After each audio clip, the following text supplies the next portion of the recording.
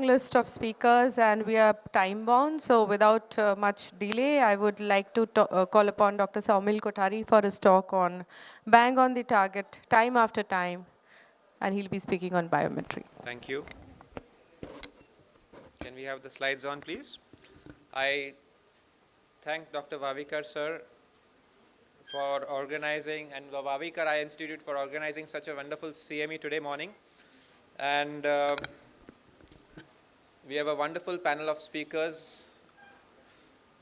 So my topic today is accurate biometry, on target, time after time.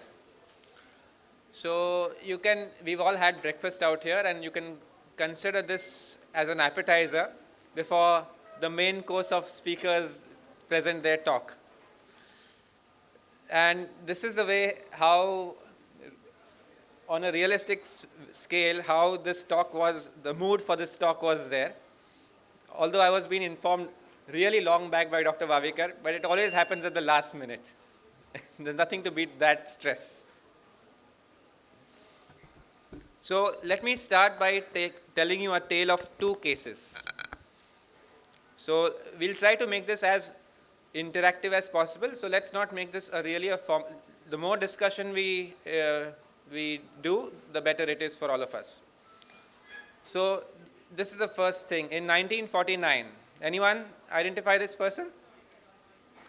Harold Ridley, yes. Sir Harold Ridley, and this was the company making the first intraocular lens. So in British Journal of Ophthalmology, he published his findings in 1952 of the first series of IOLs implanted ever in the world, the first 27 cases. And at St. Thomas's at London, the first case was a 45-year-old female on 29th of November 1949. The surgery went off quite well, but look at the post-operative refraction with minus 18 diopters and minus 6 diopters cylinder. So this was at that time. Now let's talk about fast forwarding to 2016, in which at Bombay City Eye Institute we had a 47-year-old female, a high-profile individual. She had both eyes LASIK done in 2005 and then developed retinal detachment in the right eye and underwent vitrectomy, buccal, silicone oil insertion, and then cataract developed and planned for phacoemulsification with SOR, and was a planned monovision because the other eye was emmetropic post LASIK, and that was so far so good that ways. So now this is a complex situation where a cataract is there, patient has undergone LASIK as well as retinal detachment surgery with silicone oil insertion.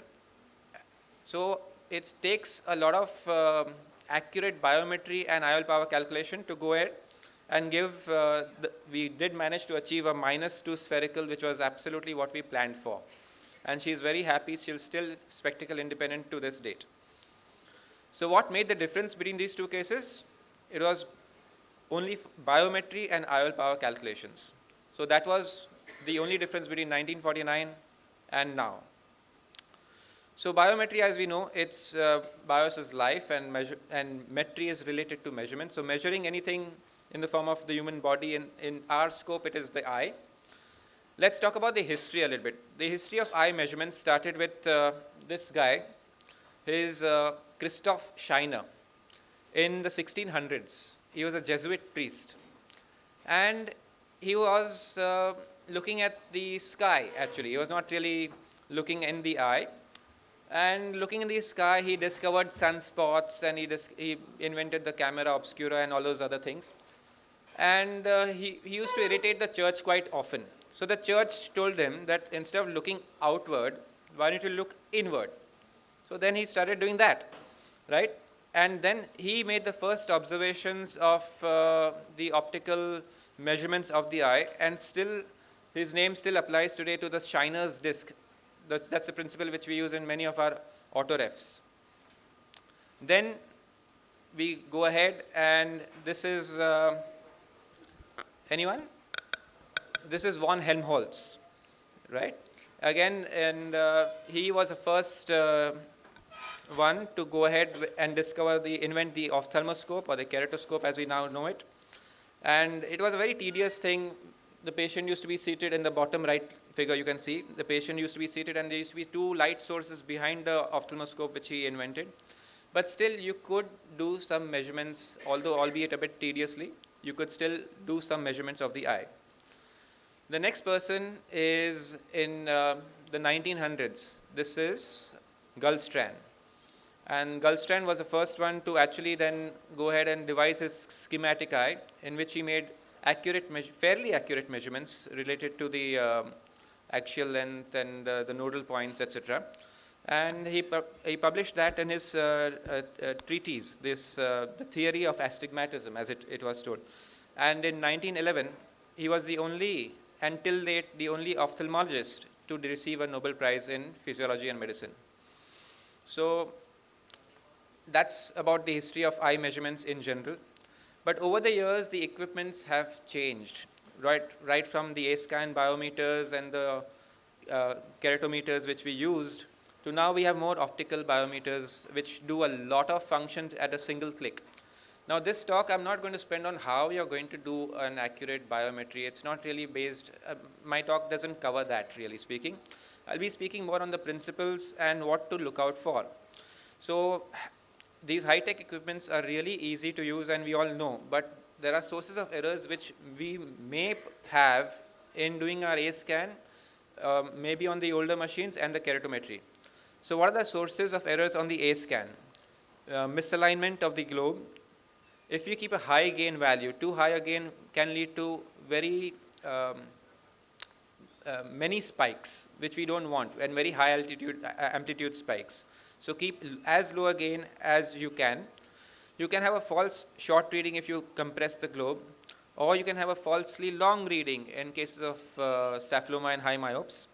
And also if you input the incorrect velocity in certain cases of very hard cataract or silicone oil in the eye. As far as keratometry is concerned, you can have an unfocused eyepiece or an improper calibrated machine. Dry eye is very common, as well as poor fixation, even in the newer machines. And any lid drooping, any blinking issues, ptosis, can lead to pressure on the globe itself, and that can lead to improper measurement. So when should we repeat measurement? We should repeat the measurement if the quality of the spots or the spikes are poor, or there are large variation in the readings, or the values are beyond the so-called normal range. So if we get a very short axial length or a very long axial length, we should just cross-check that. Or if there is a discrepancy in the readings of the two eyes, or we do it out here in a one-eyed patient, we always confirm everything. So it's a good idea to repeat such measurements. Now, that was just the basic. Now I'll be talking about certain special situations in which we encounter on a very common day-to-day basis. I'm talking about 3 situations: very long eyes, very short eyes, and post-vitrectomized eyes. So what about short and long eyes? Well, what are short and long eyes, first of all? So we all know that according to the bell curve, 95% is within the normal limits, and on either side 2.5% is either considered short if the axial length is, in most studies have a slight variation in this value, but out here for this talk I've considered 22 millimeters, and very long if there's more than 26 millimeters. And what's the problem with short and long eyes? Well, we know that everyone wants a perfect outcome after cataract surgery these days. But the reality is something quite different. And there's a lot of variation as seen on the scatter plot. And it's not really as per the expected. If we go as per expectations, all the dots should be aligned on that line. But really, the scatter is quite a lot. So there is a mismatch between expectations and reality. So what's the solution? How do we achieve the target refraction in such eyes? Well, there are 2 components to better biometry. One is better equipment, and the second one is better IOL calculation formulae. So talking about equipment, we've already told that optical biometers are now in vogue, and that's more of a must now rather than anything else because of certain advantages. They measure the true axial length, they give central K measurements, highly accurate and repeatable. Of course, they are non-contact and they have faster measurements, so the eye movement is quite minimized. And they have inbuilt software for IOL calculation. So is there any role of the old traditional ultrasound biometry? Yes. For denser cataracts whose axial length cannot be ascertained, or as a confirmatory role for doubtful measurements obtained by the optical biometers. So now coming to the IOL calculation formulae, there are lots of newer IOL calculation formulae, not about SRK-T and SRK-2. So which formula to choose? Well, just to divide, I'm not going to divide into first generation and second generation. I've just clubbed it into older and newer. The older formulae were based on regression and basic theoretical optics, and newer formulae are based on more advanced optics. The older formulae considered only 2-3 variables, and here in the newer ones we have more variables accounted for. And the older ones were less accurate in extremes of the axial length, and here they are more accurate, of course. And some examples, that's about it. Amongst the newer ones, the Barrett 2 Hill RBF are scoring over the others. So how do all these formulae compare? So I've borrowed heavily from this article. Actually, it's this review which is from Jack Holliday and team about the accuracy of IOL calculation formulae, in which they have compared all these different formulae with different parameters. So the variability with IOL power, the more in the average IOL power, you can see that all the formulae are doing quite well. That is a variation from 0. Yes, this mouse pointer is not really seen, but no problem. You can see that in between, you can see that all the lines are merging. That means the variation is quite less. But in extremes of IOL power, there's a large variation. Right out here, you can see that the red line of the Barrett is quite flat rather than moving vertically. So that is quite stable across the IOL power range. What about the variability with axial length? Again, you can see that the Barrett and the highest score over the others as far as the axial length is concerned. Also with K, the SRK-T really had a lot of variation with the keratometry readings, and other formulae were quite balanced out. With AC depth also, you can see that the Olsen varied a lot, whereas the Barrett and the Highest played out better. With lens thickness, the article studied, and it showed that again the Barrett and the Hoffa-Q were quite stable, as well as there was a bit more variation with the Highest. And prediction errors based on the axial length. Now here you can see that the bars are errors basically. So the lesser height of the bars, the more accurate the formula. So you can, here they've actually just from left to right, you can see that the bars are just increasing the height. So they found that the Barrett and Olsen were the most accurate, had the least prediction errors based on the axial length. Now the axial length was in the red is long, in the blue is short, and the green is the average. So you can hardly see any error in the Barrett and Olsen, whereas there was a lot of variation towards the right side of the screen where the Hoffa-Q and Higgis was there with the Bangkok modification. And here you can see that there's a bar graph on the number of cases on target refraction. That is, let's consider only the blue and the green. That is the variation of only 0 plus and minus 0.25, and the green is around 0.25 to 0.5. So you can see that around more than 80% of the cases with the Barrett had less than half a diopter of variation as compared to the target refraction. Whereas as we go on the right side, that variation slightly is more. That means the number of eyes on target is slightly now getting less and less. So the Barrett and Olsen scored quite well. We've all seen this graph where we say that what is the range of which IOL formula pertains to what range of axial length. And again, the Barrett 2 Hill RBF can work across all axial length ranges, whereas the others have their limitations. So what is the summary? Basically, the long and short of it is the Barrett Universal 2 has emerged as the go-to formula for all axial lengths, just to take home point. Now, just a last bit of post-vitrectomized eyes I'd like to touch upon. And what are the considerations? Measuring the correct axial length, getting the correct IOL power, and choosing an appropriate IOL material. Let's talk about all three. Why is the axial length a problem? Because of the reduced speed of sound in silicone oil. And because of the higher refractive index, and it leads to a hypermetropic shift in the refractive measurement by around 4 to 8 diopters. Also, there are poor quality of echoes and reduplication of echoes. So what's the solution? So in basic biometers, where you cannot really do anything much, you just use a fudge correction factor of around 0.71. That is for the commonly used 1300 centistros of silicon oil used. So if the axial length measured in the standard mode is 37.5, you can just multiply it by 0.71 to get the actual measurement, 26.63 in this example. In more better or better biometers, where you can actually change the mode, just change the mode to a silicon oil filled eye, and you don't need to do all this mathematical calculation. But of course, it's just best to use the optical biometers if you can get a reliable reading. But what if you don't get a good scan? So a preemptive is, before you actually take up the patient for silicon oil or RD surgery, measure the axial length prior to that VR surgery and give it to the patient, or give it in and put it in your records so that you can use that at a later date. Or you can perform a SOR and then remeasure axial length and then do a cataract surgery. Or you can do an intraoperative aberrometry and retinoscopy if you have access to one.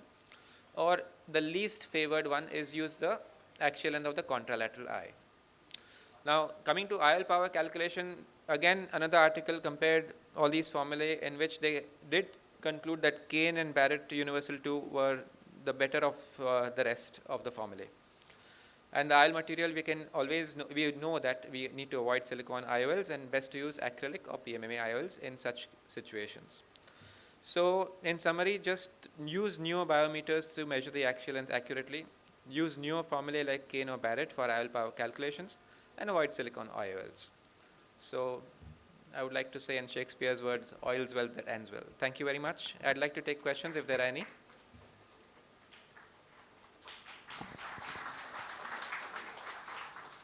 Thank you, Dr. Swamil, for excellent presentation. Before we talk our next speaker, we can take one question if somebody has it. And in the meantime, yes. So the question is, have we compared the Kane and the Barrett? No, I haven't. I just rely blindly on the studies and go with the Barrett most of the time. Any experts would like to comment on that? Which is your go-to formula, sir? Ramamurthy, sir? Barrett, right? And that is practically universal with everybody. So Just the one slide in which all the colored formulas were saying, over 29 axial length, the Barrett seemed to be going suddenly down. Yeah. So I just wanted to Sure, have I'll some just, clarity on that. yes, here it is. The one With the before, axial length? no, I think the one before this. Yeah, the red line is the Yes. Barrett one, Correct. and beyond 29, it seems to be just It dipping seems to down be for a dipping, bit. but mind you, the graph is around 0.25 diopters. So this is between 0 and 0.25 diopters of variation. So this is relation to the IOL power used. So the higher IOL power used, the 29 diopters, the 30 diopters, the variation was seen to be more. But how much more? On a practical speaking, it's around 0.25 variation. Universally, Barrett 2 seems to be the formula of choice.